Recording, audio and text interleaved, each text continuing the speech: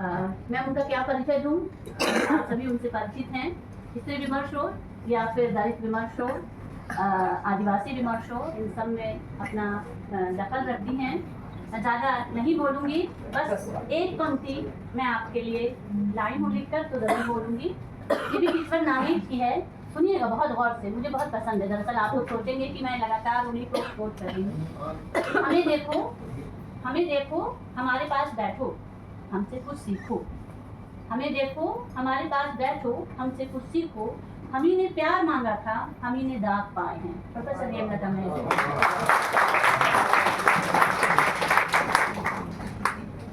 बहुत शुक्रिया प्रकाशा जी। बड़ा पोएटिक इवेंट है। लिटरेचर है जी, लिटरेचर है तो ये तो नहीं। आदरणीय नीरज जी अध्यक्ष, मेरे गोमती जी, फिरदौस और चीनी साथी और विद्यार्थी, आप सबको चाहे जितनी विपरीत परिस्थितियों में हैं तब भी अंतर्राष्ट्रीय महिला दिवस की बधाइयाँ और मंगल कामनाएं कि हम कहीं और आगे चलेंगे। अनित्यता का सिद्धांत है जिसमें हर चीज, हर बात, अणु परमाणु भी परिवर्तनशील है। आप जिस दिशा की ओर जाना चाहेंगे वो दिशा आपकी ओर आएगी। संघर्ष अपने होते हैं और यही वजह है कि हम फेमिनिज्म की अलग अलग वेव्स देखते हैं कि किस तरह से पहले एक पॉलिटिकल राइट मांगा गया, फिर लगा कि ये पॉलिटिकल राइट हमारे व्यक्तित्व को कंप्लीट नहीं कर रहा है, तो इसमें क्या सोशल एलिमेंट होने चाहिए, क्या एजुकेशनल एलिमेंट होने चाहिए, क्या कल्चरल होनी चाहिए, किस तरह से सामाजिकता और आर्थिक प्रश्न और शिक्षा किस तरह से हमें चाहिए। अब ये शिक्षा भी किस तरह से चाहिए। आपका सिलेबस पूरे के पूरे केवल एक बच्चे को डिग्री लेने नहीं देता, बल्कि वो सिलेबस किसी भी देश और समाज और विश्व का निर्माण करता है। आपका सिलेबस किस तरह की पाठ्य सामग्री को रख रहा है। इसके बाद हम देखते हैं कि इतना सब करने के बाद भी हम एजुकेशन के राइट की भी मांग कर चुके, इसके बाद भी हमारे भीतर स्त्री को समझने की संवेदना कहीं खंडित है। तब हम और आगे बढ़ते हैं और देखते हैं कि डाइवर्सिटी आती है, चाहे वो आदिवासी हो, चाहे वो दलित हो। और अभी जसिंता की एक कविता पढ़ी, उसकी दो पंक्तियां मैं भी याद करना चाहूंगी। अ से अनार कहा तब तो ठीक था, पर अ से अधिकार कहते ही बेचैन। कौन है जो बेचैन हो रहा, कौन है जो अस्वस्थ हो रहा, कौन सी ऐसी जगह है जिसको एक स्त्री प्राप्त करना चाहती है। गोमती ने बिल्कुल ठीक कहा कि युद्ध तो विश्व के लिए समाप्त होता है, पर वो युद्ध जो घर में चल रहा होता है, वो युद्ध जो पुरुष अपने अहम को कहीं और सेटिस्फाइड नहीं कर पाता, वो स्त्री के सामने कैसे उसको कंप्लीट करना चाहता है। कौन सा ऐसा घर है जो स्त्री को चाहिए। स्त्री आंदोलन की सबसे पहली जो, मतलब मुझे ऐसा लगता है कि स्त्री आंदोलन की सबसे पहली सामूहिक आवाज महाप्रजापिता गौतमी के द्वारा, जो जाकर के बुद्ध से मांग करती कि हमको थेरी होने की अनुमति दीजिए, वी वांट टू। वो सामूहिकता के साथ कई सारी स्त्रियों के साथ जाती हैं। बुद्ध भी एक दार्शनिक है, उनको कोई भगवान वगैरह कहता है मैं नहीं स्वीकार कर पाती, और एक दार्शनिक व्यक्ति चिंतन के बाद अनुमति देता। हालांकि अनुमति देना भी एक परेशानी वाली बात है, अनुमति देना भी, अनुमति मांगना भी परेशानी वाली बात है। पर वो सिस्टम था। बुद्ध को भी अपनी प्रव्रज्या लेने के पहले अपने घर परिवार से अनुमति लेनी पड़ी। अब ये जो थेरियां जिनका संदर्भ ले रहे थे, थेरी का मतलब ही महान होना होता है। थेर का मतलब ही महान, इस शब्द का जो सामान्य नहीं है, जो कुछ विशेषताएं हासिल किए हुए हैं इन थेरियों में, चाहे वो कुमार माता हो। अब नाम भी देखिए, कुमार माता, जबकि थेरी सुमंगल माता जी। जिस तरह की मैंने तो शायद अपने विद्यार्थियों से कई बार कहा होगा इन कविताओं को सुनाते हुए कि किस तरह से सुमंगल माता पटाचारा जिस आवाज में बात कर रही है, वो आवाज यदि हम आज इस सड़क पर बोलें तो हमारे लिए खतरे जाएगी।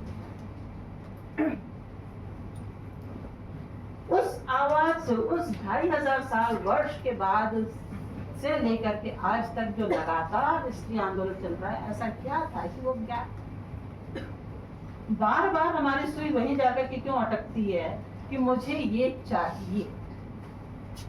अब एक और कविता मुझे याद आ रही है। अच्छा, हम जो दलित स्त्रीवाद वाले लोग हैं, हमारा प्रस्थान बिंदु थेरी गाथाओं से शुरू होता है, सावित्रीबाई फुले से होता हुआ, ताराबाई शिंदे से होता हुआ इधर तक आता। अच्छा, एक आश्वस्ति पर फिर भी हम लोगों को रखनी चाहिए कि इन दलित स्त्रियों ने जो आवाज उठाई है, उसने देश को ज्यादा लोकतांत्रिक किया। वो वैल्यूज, स्वतंत्रता के वो वैल्यूज वो लेकर के चलती हैं। और इसके लिए मुझे एक कविता याद आ रही है इस बात को कहने के लिए कि नीलांबरी शिर्के लिखती हैं, शायद मेरे बीए के बच्चे यहाँ होंगे तो वो जानते होंगे, मैं ये कविता उनको सुना चुकी हूँ। बचपन से ही मुझे मेरे तमाम शौक पूरे नहीं करने दिए गए। बाल काटना है, शादी होगी तब कटवा लेना, ससुराल की अनुमति से कटवा लेना, अभी तो नहीं कटवाओ। मुझे क्या कहते हैं, खेलने बाहर जाना है, पहाड़ चढ़ना है, पेड़ चढ़ना, बाद में करना। सारे के सारे सपने उसके ससुराल के साथ जोड़ दिए जाते हैं, वो यहाँ नहीं रहती है। अब वो उसी तरह के, जैसे सिवान का भी जिक्र आया, उसका करियर ही शादी करना है। उसका करियर अब मनुष्य बनना नहीं, कैसे किसी घर में जाकर के अपने आप को एडजस्ट करना है, ये उसका करियर बना दिया जाता है। अब इसके बाद वो यही सपने देखती है कि मेरी अब शादी होगी तो लड़का सामान्य नहीं होता, लड़का राजकुमार से कम नहीं होता जो घोड़ी में ही चढ़ करके आएगा। इससे कम का सपना नहीं होता किसी के पास। ये सोशल कंस्ट्रक्ट है। इसके बाद वो शादी करती है, बड़े सपने लेके, बड़े उत्साह के साथ अपने ससुराल जाती है और अपने हस्बैंड के साथ रहती है। उसको कुछ समय बाद लगता है कि पर्दों का रंग अच्छा नहीं है, बदल देना चाहिए, और वो एक सरप्राइज देना चाहती है अपने हस्बैंड को। पर्दे बदलती है और उसके बाद उसका हस्बैंड जब शाम को घर आता है दफ्तर से तो उससे कहता है, ये तुमने कैसे बदल दी? तुमने अपने घर से यही सीखा?